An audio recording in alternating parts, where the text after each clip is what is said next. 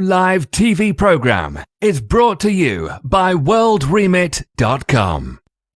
This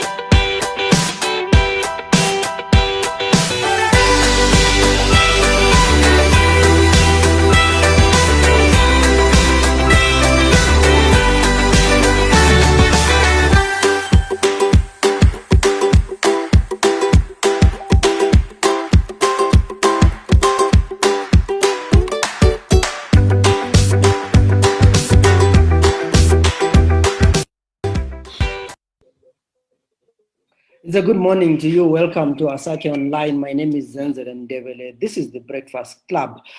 Today is a Wednesday, if I'm not mistaken. Sometimes you lose count of days, especially because of the lockdown where people are working from home. So we keep encouraging people to stay at home where possible, and wear a mask. We see that the rates of COVID are going down, but we still do have cases and we still have people dying because of the COVID virus. And I think we have tried, compared to other countries, compared to other regions, we have tried to minimize the damage, but we still encourage people to stay at home if they can. I know it's difficult to stay at home because we still need to make ends meet, but wear a mask, because I think masks have proved that they can give us protection. I always find people wearing their masks and living up, and I wonder why, but people will tell you that, no, I just too much of the mask on the nose, you need oxygen. And sometimes people wear their mask and leave the nose out, and you say, then what's the purpose of the mask? So today in our Breakfast Club, we'll be talking to a former minister in the Mugabe-led government, and it was also the last political commissar before the coup. We are talking to the Honorable Xavier Kasukuwere. Some people call him Tyson, and we'll ask him why he's called Tyson, because Tyson was a boxer, and this time I've talked about Xavier Kasukuwere, and say we'll be talking about Xavier Kasukuwere, and people will be saying, that guy is violent. So we want to know whether he's Tyson because he's violent, or it's just a nickname that he was given. So we will be talking to him. By the way, he turns 50 today, and I would like to say to him, happy birthday to you, Babu Kasukuwere. Thank you, Baba. Thank you very much, Senza. No, it's only that I can't sing, but I'll try to say happy birthday to you. If you were still in government, we're going to do a gala for you, and do. We can do an e-gala. These days, people are doing e-galas. Disguise these galas, but those are happy birthday. We'll do an e-gala for you. So let me not waste time. How does 50 look like? At 50, what's your, what are you feeling? What are your thoughts?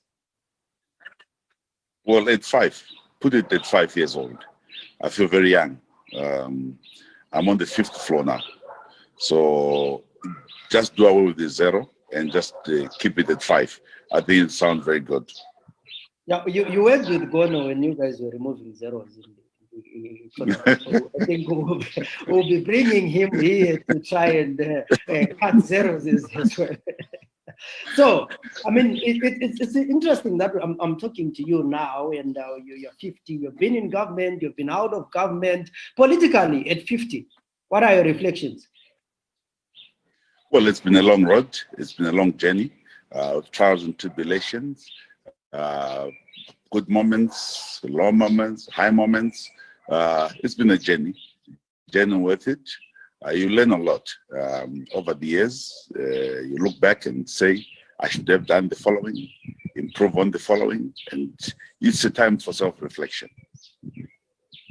So let's start from the beginning. In 1989, or way back there, you are a junior, you are in the intelligence, and you are somewhere in the border of Zimbabwe and Mozambique. How did you get there? Well, I leave school and I get drafted into the service. I get deployed on the front line. In fact, the day I was sent there, the man in charge said to me, "You're young, but we want you to wake up a bit." I said, "What do you mean?" He says, "We're going to send you where there's gunfire." So I was baptized a bit early, went into the border control operations along Mozambique and Zimbabwe.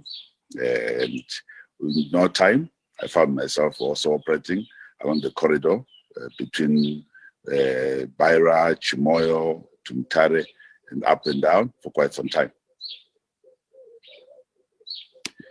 So there is a time, I mean, you work there, and I think you're one of the 50 people, I mean, I read that you're one of the first people to go to Gorongosa and meet Dlakama. Tell us about that. Well, it was now during the, some of those operations remain embargoed for quite some time.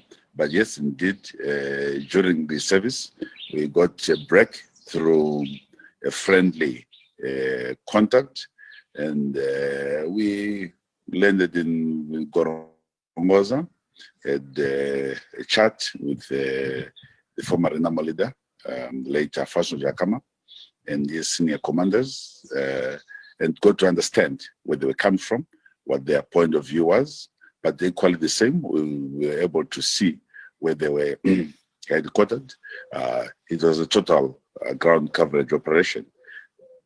Understanding them, seeing how they're doing it, and you have to understand the organization at times that we're dealing with, and you have to be a bit more courageous. I must say it was one of those highs in my society, in my life, but equally the same, quite frightening when you have to spend the whole night because the plane couldn't take off in there, and you have to sleep, and you can't sleep with your eyes closed. You've got just to keep yourself alive throughout, because you never know what might happen. But God willing, we were able to come back the following day safe and sound. But it was a very important learning curve. Also understanding the dynamics of how organizations, especially those organizations which would be operating in the bush, behave, how they try to secure themselves, and also the thinking behind what they were trying to do. I found it quite an operation, exhilarating operation, and for me, it was, I think, the highest point in my career. And after that, I said, well, it's time to move on. Yeah, it is during these days when you're working in Mozambique or you're deployed in Mozambique that I think you meet the men now known as Dominic Chinenge then, and the men now known as our commander, Chiwenga. I mean, when did you first meet him? Oh, quite some time back. I would say maybe 89, thereabout. As we operated, then he was, I think, one of the generals commanding the operations in the Zimbabwe National Army. And we obviously ended up working very closely, dealing with some of these intricate issues to do with Renamo, leading to the negotiations, discussing with the generals on the other side, disarmament, the training programs by BMAT, and then getting BMAT across into Mozambique. And I think a lot of work was done in bringing down the tension between the Mozambican army and the Renamo. And this was largely due to the personal intervention we had to do with the then General Dai and General Ngonyamo from Mozambique, from Renamo. But a lot of it is history. A lot of it is because of that work-related experience where you get to meet many people, strike a relationship, and at the end of the day, we were able to succeed as not as individuals, but as a country. Yeah, I'll come to your relationship with Chiwenga later on, 2017. But now I want to ask, at one point, do you decide to say, after, now I want to join party politics? I got into business, I would say, we're around 94. I started a small trucking operation. And I said, well, this is the time I also decided to hang my gloves in the service and go into full-time business. It was quite, again, an experience. And then along the way, the late Bodagezi, Nicholas Koche, Mayam Juru, Chindori Chininga, James Makamba, and others said, no, look, we see potential. But obviously, having worked in a system which was very closely aligned to politics, I understood politics. I had grown up in a political family. I had seen through the struggle as a youngster, so it was not a new field to me per se. And so I immediately was asked to come and lead Mashonaland Central Province as the chairperson of the youth. I was elected in 1999, if I'm not mistaken, 1999. I became chair of the youth in the province, and that established my roots in the day-to-day politics of the party as well as the country. At one point, you were associated with Comoil, isn't it? Yes, those entities I set up as part and parcel of when you're growing enterprises. There was a big shortage of fuel then, around the 2000, early 2000.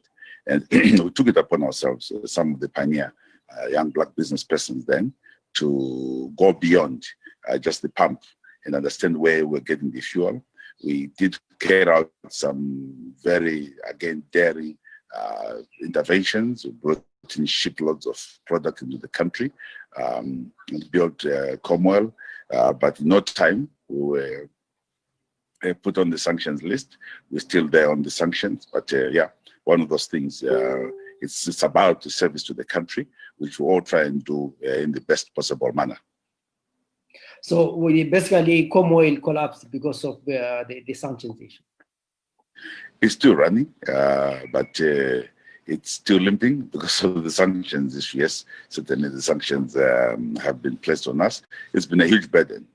I want to admit that sanctions are a huge burden on the country, on businesses, and even on those who would have been visited by them, because they ultimately affect the flow of trade. They do quite a lot in terms of the banking sector. So it's a major challenge.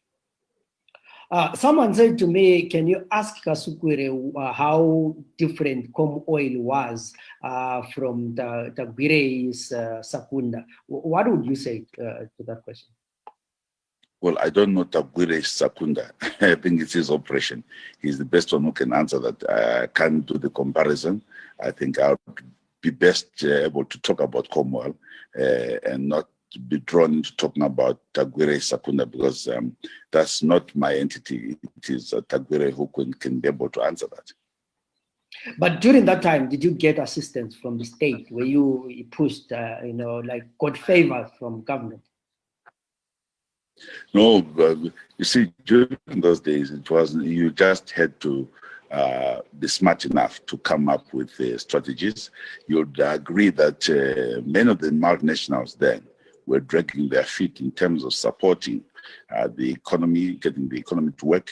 They also themselves not able, they didn't have the free room anymore to do as they used to. The lines of credit had been reduced, so you had to think outside the box. And what we did was to engage indigenous banks to try and raise and cobble together resources and be able to import product into the country. And I think it's one thing that we must salute the then Black indigenous businesses, especially banks, were in place because they played a pivotal role. They understood the lay of the land and were quite keen to play a positive role. We did sit down with Nigel Chanakira and agreed on how we would, Lysias Banda, how we would import product into the country with a very innovative way. We'll bring in product into Zim, get the companies which were forex, which were producing and exporting, who would then pay. And it was a very much one of those above board operations, but it didn't lean or weigh itself on the state, per se. Yeah, you rise into politics and you become an MP. And every time when we talk about, politics, people talk about violence in Mount Darwin and those kind of. Were you involved in violence in Mount Darwin? To the contrary, no. In fact, the constituency that I've led, I led from 2000 until 2017, we did not lose even one person in that area. Yes, there were some sporadic cases of intra-party violence, inter-party violence, but there was nothing organized per se. Yes, we were a very strong political set up in our area, and perhaps because our people were well mobilized, those who could not come in and mobilize or get support thought we were being violent or we were engaging in violent activities. I was brought to court, I think you remember, in the year 2000, accused of violence, and those charges again fell by the wayside because there was nothing, save for when one loses, they have to find an excuse why they've lost, and that was one of the cases. But I can assure you that there was not any one individual whose life was lost in the Mount Arun South constituency I led. I mean, if I would say at this moment, you then become a political commissar later on, and now that you're outside the party, so to speak, and when you look back and reflect, do you think ZANU-PF uses violence when in the election times? There's a weapon to actually win the elections. Look, I must admit that violence, unfortunately, you have cases where people have resorted to violence, and I want to say this is a feature across all the political parties. Violence has been carried out by individuals when they think they are weaker in terms of political support. To say in a nutshell, overall, that ZANU-PF uses violence, I think one needs to evaluate what happened in various areas to see exactly the thinking behind. But yes, admittedly, I think there are cases where people have resorted to violent methods, and that should not be accepted. In fact, it is a wrong way of dealing with it. It is done and perpetrated by people who want to try and please their commanders or please their leaders. And I think it is a very, very unfortunate situation.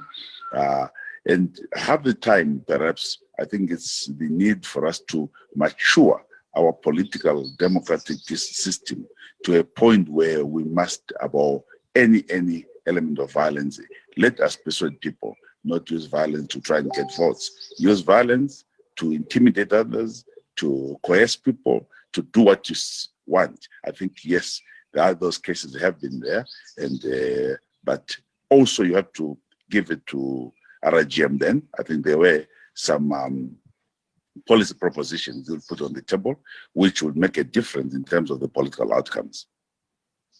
Yeah, I mean, we have seen, I mean, over the last 2 years or so, a lot of been talking about the militarization of Zimbabwe, and you came from the intelligence yourself. And one of the questions, or one of the things that people have always talked about is that from the onset, ZANU-PF has always been a military party, or that has always been led by the military. As someone who is